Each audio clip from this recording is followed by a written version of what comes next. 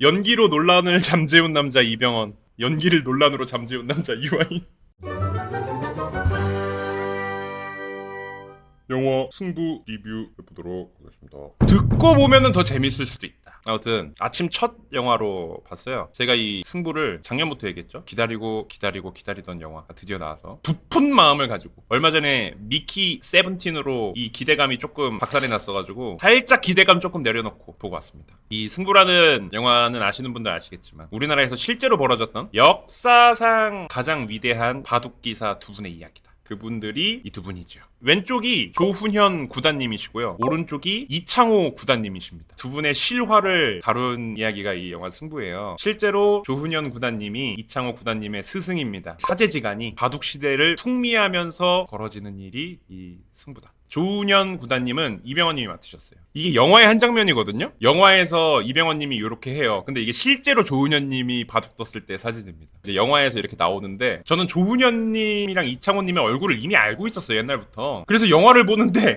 진짜 어쩜 그렇게 표정 묘사를 하는지, 표정 묘사나 분장도 일부러 비슷하게 했을 것 같아.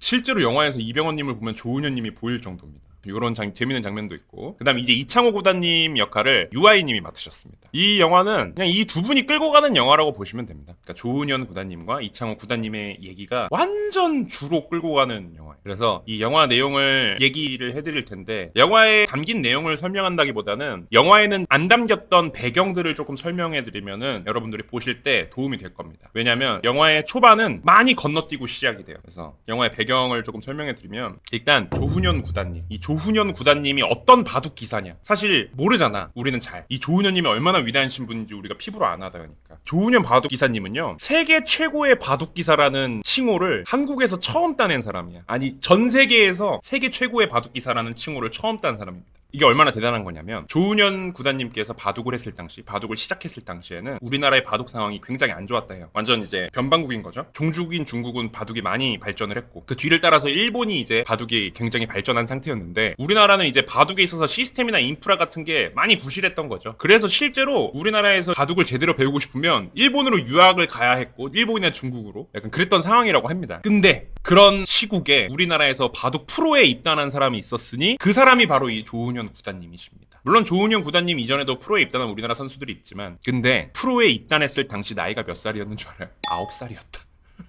세계 최연소 바둑 프로 기사라는 칭호를 얻게 되고, 그게 현대까지 와서도 안 깨지다가 최근에 깨졌어요. 근데 그거랑은 아예 차원이 다른 거죠. 요즘 애들이 그 기록을 깬다? 왜냐면 요즘은 배우는 것도 많을 거고 확실히 시스템화돼 있고. 그런데 옛날에 그 한국 불모지에서 9살에 바둑 프로를 땄다는 것 자체가 이미 어마어마한 천재인 거예요, 이 조훈현 구단님이. 그리고 이제 9살에 프로를 입단한 다음 기존의 바둑계를 하나씩 무너뜨려 가기 시작하는 거야. 온갖 대회를 나가서 우승을 다 거머쥐기 시작해요. 그러면서 이제 전성기를 맞이하기 시작합니다. 그리고 1988년도가 됐을 때, 1988년 이제 30대가 됐을 때 바둑 전 세계 대회가 첫 번째로 열리게 돼요. 그게 이제 응시배 바둑 대회라고 바둑계의 올림픽이 있습니다. 그게 중국에서 개최가 돼요. 그 응시배 바둑 대회가 1회차, 딱 전 세계 대회를 이제 처음 시작해. 그 1회차에 조훈현 기사님이 참가하게 돼요. 근데 이게 되게 또 이게 스토리가 있는데, 이제 중국에서 전 세계 대회를 딱 첫 번째로 여니까 얼마나 또 심혈을 기울여서 준비했을 거 아니에요. 그래서 전 세계에서 내로라 하는 바둑 기사 딱 16명만 뽑아서 대회에 참가시키고, 이 16명이서 토너먼트를 치르자. 그래서 16명을 뽑는데 16장의 초대권을 각 나라의 최고수들한테 보내는 거죠. 근데 거의 다 대부분 중국 선수, 거의 다 대부분 일본 선수. 우리나라에 딱 한 장의 초대권이 오게 됩니다. 그리고 그 한 장을 조훈현 기사님한테 보내게 돼요.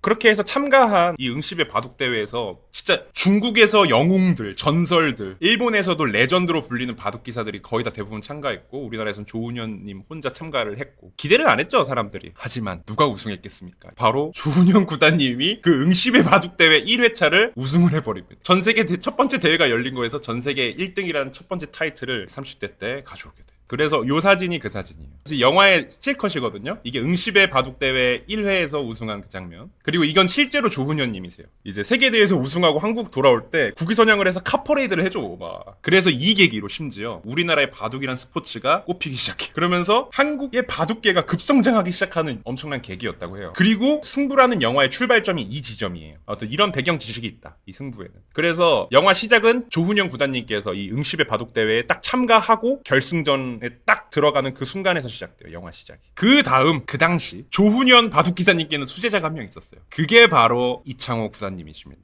이거는 영화의 스틸컷이고 UI님의 악역으로 나오는 분이에요. 이분이 이제 이창호 구단님이신데 승부라는 영화에서는 조금 여기서 각색을 했어요. 승부라는 영화에서는 이 조훈현 구단님이 세계대회를 우승한 다음 이창호님이 제자로 들어오는 설정인데 실제 역사에서는 조훈현님이 이제 응시배 바둑대회 1회에서 우승했을 당시 이미 이창호님은 조훈현님의 제자였다고 합니다. 근데 조훈현님의 제자가 됐을 때 이창호님의 나이가 몇 살이냐? 10살이었다. 그러니까 천재들은 다 일단 시작이 달라. 이창호님이 10살일 때 조훈현님은 이미 30대였고 나이 차이가 많이 났다. 조훈현님의 첫 번째이자 마지막 제자가 이창호님입니다. 그게 의미하는 바가 그런 거겠죠. 엄청난 천재임을 알았다. 그래서 실제로 영화의 대사에 이런 게 나와요. 이제 조훈현님의 측근이 조훈현님이 이창호님을 제자로 맞이하려고 하니까 조훈현님한테 이래. 야, 너 지금 대회 뛰는데 바쁘잖아. 아니 무슨 제자야. 대회에 집중해야지. 라고 하는데 이제 조훈현님이 대답하죠. 그 애가 컸을 때 어떤 바둑을 두는지 보고 싶다. 아무튼 그렇게 10살의 나이에 조훈현님의 제자로 들어간 이창호님이 11살에 프로에 입단해. 물론 조훈현님의 9살 기록은 깨지 못했지. 이세돌님이 12살인가 13살로 알고 있고 이창호님이 11살, 조훈현님이 9살. 그래서 뭐 요런 재미난 얘기도 있어. 조훈현님은 엄청난 천재잖아. 그러니까 천재가 아닌 사람들을 잘 이해를 못한단 말이야. 그렇게 커왔으니까 이창호님이 11살에 프로를 따는 걸 보고 이런 생각을 했대요. 나 창호 재능 있는 줄 알았는데 바둑에 재능 없나 보네. 쟤 천재 아닌가 보네? 라는 생각을 했대. 나는 9살 때 땄는데 쟤는 왜 11살 했다? 쟤 천재 아닌 것 같은, 재능 없는 것 같은데 라고 생각을 하셨을 정도로 그런 재미난 일화가 있다더라. 아무튼 그렇게 이제 이창호 구단님이 프로를 따고 조훈현님 밑에서 계속된 트레이닝을 받게 되는데 서서히 갈등이 생기기 시작해요. 예고편에서도 알 수 있는 거지만 왜 갈등이 생기냐? 이 조훈현 구단님의 바둑 스타일은 굉장히 공격적이고 화려한 바둑 스타일이에요. 그래서 별명이 제비라고 불릴 정도로 슉슉슉슉 자유롭게 가면서 공격하고 여기 찌르고 저기 찌르고 굉장히 화려하게 바둑을 두는데 이 어린 이창호님은 그 방식이 자기한테 안 맞는 거야. 근데 이 부분이 되게 재밌는 부분인데 이걸 생각하고 영화를 보시면 참 재밌을 거예요. 조훈현님은요 져본 적이 없는 사람이에요. 타고난 천재, 정상의 자리에서 내려와 본 적이 없는 사람이잖아. 바둑이 답이 없는 스포츠라는 걸 알아. 엄청나게 다양한 수가 있겠지. 그게 답이 없는 스포츠라는 걸 조훈현님 본인도 알고 있지만 뭐 어떡해. 나를 이기는 사람은 여태까지 없어. 지금 나의 바둑 스타일이 무적이고 사실 이기기 위한 정답이잖아. 조훈현님의 세상에선. 근데 그러다 보니까 이창호님을 가르칠 때 자기의 스타일을 강요할 수밖에 없는 거야. 이창호님은 달라. 이창호님의 출발은 조훈현님한테 깨지고 계속 깨지면서 지고 내가 닿을 수 없는 벽이 있는 거잖아. 아무튼 그래서 이창호님이 안 맞다는 걸 느껴요. 조훈현님 입장에서는 이창호가 계속 방황하는 모습이 안타까운 거야. 근데 다그칠 수밖에 없어. 조훈현님의 선택지는 꾸중하고 혼내고. 근데 이창호님도 그런 스승의 가르침과 마음을 너무 이해해. 근데 자신에게 안 맞는 옷을 도저히 못 입겠는 거야. 그렇게 자신의 바둑 스타일에 대해 계속 고민을 합니다. 이창호님이. 그러면서 많은 경험을 쌓고 자신의 스타일을 조금씩 구축하게 돼요. 그리고 자신의 스타일이 어느 정도 구축됐을 때가 15살 때였어요. 영화에서 그 순간이 되게 인상 깊게 묘사돼요. 이 승부 영화에서. 여느 때처럼 조훈현님이 이창호님을 다그치고 있었어. 이창호님이 바둑을 하고 왔는데 그걸 항상 복귀를 해줍니다. 조훈현님한테 가서 오늘 바둑 둔 거 이렇게 뒀는데 복귀 좀 해주시죠. 그럼 이제 조훈현님이 내 제자 창호가 바둑 둔 거 보면서 복귀를 해줘요. 근데 여느 때처럼 다그치고 있었어. 창호야, 아니 이걸 여기다 두면 어떡해? 여기로 이렇게 뻗어나가면 이렇게 해야지. 이렇게 공격하고. 진짜 하면서 다그치고 있었는데 이창호님이 거기서 살짝의 꿈틀을 합니다. 여기다 두면 무조건 이기니까 여기다 뒀습니다. 뭐? 무조건 이겨? 이러면서 조훈현님이 이제 빡이 치려고 할 때 이게 나의 스타일이라고 얘기를 해요. 이창호님이 조훈현님한테. 그러니까 조훈현님이 뭐? 너만의 스타일? 야 제발 기본부터 해. 이게 기본이야. 그러면서 화가 난 상태로 조훈현님이 나가요. 근데 조훈현님이 오늘 창호가 둔 바둑을 다시 한번 보는데 그럴 수도 있겠다는 생각이 드는 거야. 그래서 방으로 돌아와서 밤새 창호가 얘기했던 무조건 이기기 때문에 거기다 뒀다는 그 수를 복귀해요. 밤새. 근데 아침이 돼서야 알아차린 거죠. 창호가 맞았구나. 반박할 수가 없는 거야. 어느새 15살이 된 창호는 자기가 못 본 걸 본 거야. 나였으면, 전세계 1등인 나였으면 절대 두지 않을 수였고 누가 이 수를 뒀으면 꾸짖었을 수였는데 그건 틀렸다 잘못됐다 기본이 아니다 주장해왔던 난데 그 생각으로 세계 정상에 올랐는데 15살 애가 내가 못 본 수를 받고 실제로 그 수는 무조건 이기는 수였던 거야. 그리고 그 해 바둑대회가 열리는데 바둑대회 시스템이 격투기랑 비슷해요. 그러니까 세계 최고의 챔피언에게 도전하기 위해서 수많은 바둑기사들이 토너먼트를 거쳐서 1등을 가리고 그 1등이 챔피언한테 도전하는 시스템입니다. 챔피언은 그 자리에 있어. 방어 방어전을 하는 거예요. 아무튼 그래서 그 해에 이제 바둑대회가 열리는데 당연히 챔피언은 조훈현님이었고 많은 바둑 기사들이 그에게 도전하기 위해 피치기는 토너먼트를 벌입니다. 근데 누가 1등을 차지하고 올라왔냐? 바로 이창호님이. 그리고 그때 그의 나이 15살. 그래서 15살의 이창호님과 조훈현 챔피언이 맞붙게 됩니다. 모든 언론이 주목하는 경기였다고 해요. 뭐 당연하죠. 국민 영웅이자 세계 1위 조훈현 구단. 그리고 그의 수제자이자 15살의 나이로 모든 프로를 제치고 올라온 괴물 이창호. 그 사제지간의 대결이 많은 관심을 받게 됩니다. 결국 누가 이기느냐? 이기는 것까지도 예고편에 나와요. 왜냐면 이게 역사적으로 다 아는 내용들이니까. 결국 이창호님이 조훈현님을 꺾고 우승을 차지하게 되죠. 그 결승전이 끝나고 떨리는 몸을 이끌면서 조훈현님이 황급히 대회장을 나오면서 이제 복잡 미묘한 표정을 짓습니다. 그리고 한 번도 추락해 본 적 없는 이 천재의 추락은 굉장히 이제 커다란 시련으로 다가오는 거죠. 한 번도 경험해 본 적이 없는 것들의 연속인 거야, 이제 조훈현님은. 그래서 그런 장면이 있어요. 이창호님의 우승으로 대회가 끝났잖아요. 근데 이창호님은 당연히 제자니까 항상 그래왔듯 자기 스승과 했던 그 결승전의 대국 역시 조훈현님한테 복귀를 부탁하는데 조훈현님이 예전처럼 복귀를 해줄 수가 없는 거예요. 말을 못 이어가겠는 거죠. 왜냐? 옛날 같았으면은 이렇게 되면 안 됐지 다그치고 배우라고 했을 텐데 내가 졌잖아. 내가 아는 답이 무너졌잖아. 근데 그걸 어떻게 복귀를 해줘? 그리고 이제 그날 이후 서로의 관계가 조금 이제 숨막혀지고 복잡해지기 시작하는 거죠. 그렇게 이제 바둑계는 대 이창호 구단님의 시대가 열렸고 조훈현님의 하락세는 급격해지기 시작해요. 하지만 시간이 흐르면서 예전의 자리로 돌아오기 위해 이번에는 제자에게 도전하는 스승 조훈현 구단님, 그리고 그런 스승을 바라보면서 안타깝지만 최선을 다할 수밖에 없는 제자 이창호 구단님. 결국에는 이 승자와 패자가 갈릴 수밖에 없는 승부의 세계잖아요. 그 승부의 세계에서 스승과 제자로 얽힌 이 둘의 섬세한 감정 변화를 담은 게 이 영화 승부다.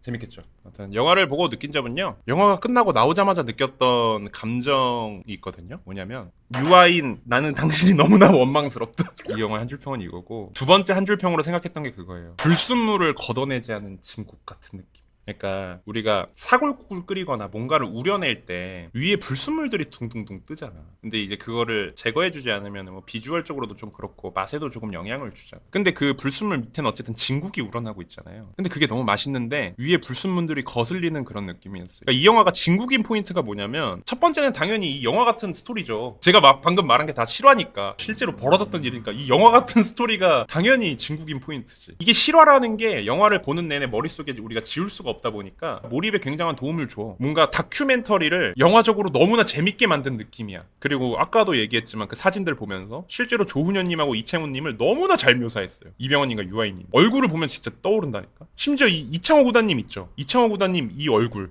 이 얼굴, 이 영화 보시면은 느낄 겁니다. 뭐야?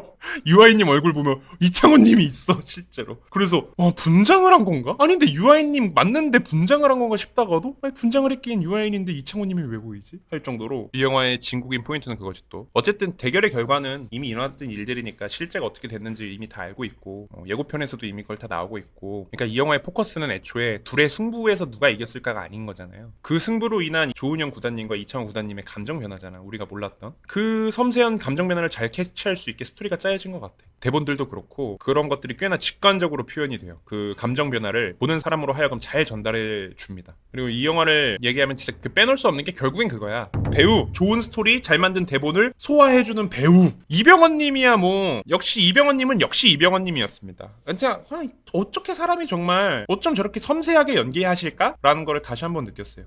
근데 이병헌님은 역시나 그렇게 잘했지만 지금 제 머릿속에 계속 인상적으로 남아있는 사람은 한 사람이에요. 미스터 유아인님. 진짜 거짓말이 아니라 원망스러울 정도예요. 유아인님. 이런 천재가 왜 그런 짓을 해가지고 진짜. 아니 이제 이분의 연기를 볼 일이 웬만하면 없을 거 아니야. 아무튼 이 승부에서 저는 유아인님 연기 보고 또 한 번 놀랬다. 만약에 이창호님의 역할을 다른 배우가 했다? 상상할 수가 없어요. 상상하고 싶지도 않고. 그러니까 어느 정도였냐면요, 유아인님이 영화 초중반에 등장해요. 처음부터 등장하지 않아요. 왜냐면 영화 초반에는 아까 사진 봤듯이 유아인님이 아역이 연기를 합니다. 근데 유아인님이 딱 초중반에 나오고 나서부터 영화 장르 자체가 바뀌는 느낌이야. 영화의 무게감 자체가 달라지고, 유아인님 첫 등장신에서 조금 과장 보태서 이제 살짝 소름 돋습니다. 진짜 영화가 갑자기 갑자기 급변해요. 근데 그 이유가 뭐냐면 이게 이 영화의 아쉬운 점인데요. 연출이나 조연분들의 연기가 올드한 느낌이 있어요. 초반에. 중후반부에도. 굉장히 과장된 연기가 많이 나와요. 영화 초반에. 그러니까 요즘 컨텐츠들은 좀 담백하고 좀 더 사실적인 연기가 트렌드잖아. 뭔지 알죠? 그리고 약간 생활 연기스럽고. 야 진짜 어디선가 저런 일이 일어날 것 같은 연기. 이 승부는 과장된 정극 연기 스타일의 연기라 그래야 되나? 뭐 예를 들어 과장된 억양이 나오는데 얘가 천재요. 와 없다 뭔 일이요? 뭐 이런 거나 이창호님이 뭐 일반인을 상대로 여러 명을 상대로 바둑을 둘 때 막 주변에서 야쟤 뭐야 저 어린애가? 야 저게 말이 돼? 야 저거 봐봐. 뭐 이런 연출이나 거기에 조연분으로 나오시는 분들 뭐 그분들의 연기가 잘못됐다는 거는 전혀 아닙니다. 근데 요즘 우리가 보는 담백하거나 사실적인 연기 스타일하고 굉장히 달라 영화가. 근데 그런 와중에도 이병헌님이 영화 초반을 묵묵히 끌고 가요. 중간중간 그런 자꾸 올드한 느낌이 살짝 아쉬움이 들 때마다 이병헌님이 그걸 다시 잡아주고 찰싹 때리면서 다시 잡아주고 그런 느낌이야 초반에. 그러다가 이제 유아인님이 초중반에 딱 등장합니다. 그러면서 유아인님이 싹 정리해요. 진짜 영화 퀄이 달라져 갑자기. 아까 말했던 그 불순물 진국의 불순물을 유아인님이 한번 싹 걷어. 그냥 싹 걷어. 때깔부터 달라 그냥. 유아인님의 연기는 나는 그게 참 좋은 것 같아요. 그 섬세한 감정 표현을 보는 사람으로 하여금 너무나 잘 전달해줘요. 이 배우가 지금 어떤 감정을 표현하는지를 너무 잘 전달해줘. 특히 이 이창호 배우님의 역할이 진짜 어려웠을 거거든요. 이창호님의 실제 별명이 뭐냐면 돌부처예요. 돌부처. 바둑계에서 별명이. 왜냐? 표정 변화도 없어. 말도 없어. 감정 변화를 절대 드러내지 않아요. 항상 거의 무표정. 근데 그런 사람을 연기를 해야 되고 그런 사람을 연기함과 동시에 보는 관객으로 하여금 무슨 감정을 느끼는지 전달해야 되잖아. 얼마나 어려웠겠어요. 근데 그걸 너무나 훌륭하게 잘해. 과장되지도 않고. 참나. 이 영화의 리뷰는 그냥 딱 이렇게 정리할 수 있을 것 같아요. 이 영화 같은 스토리가 실화라니 그게 아주 굿이다. 그리고 이병헌님과 유아인님의 연기 역시 너무나 굿이다. 근데 이제 중간중간 이 영화의 결에 잘 묻지 않는, 그리고 요즘 시대에 좀 잘 묻지 않는 연기와 연출 방식들이 조금 아쉽다. 근데 뭐 진짜 아쉽다 정도지 돈은 절대 아깝지 않았습니다. 영화관에서 한번 좀 보시는 거 추천한다. 이 영화가 좀 주말에 많은 분들이 봤으면 좋겠다. 리뷰 끝. 그냥 아쉬운 게 그런 거죠. 이병헌님이 연기한 조훈현님, 유아인님이 연기한 이창호님, 진짜 보석이야 보석. 어쩜 그렇게 연기를 잘하는지. 근데 그 보석을 조금 더 좋게 만들었으면 아우 아까워. 약간 이런 느낌. 연기로 논란을 잠재운 남자 이병헌, 연기를 논란으로 잠재운 남자 유아인. 근데 별점이 애매하다. 3개. 유아인 참 밉다. 이렇게.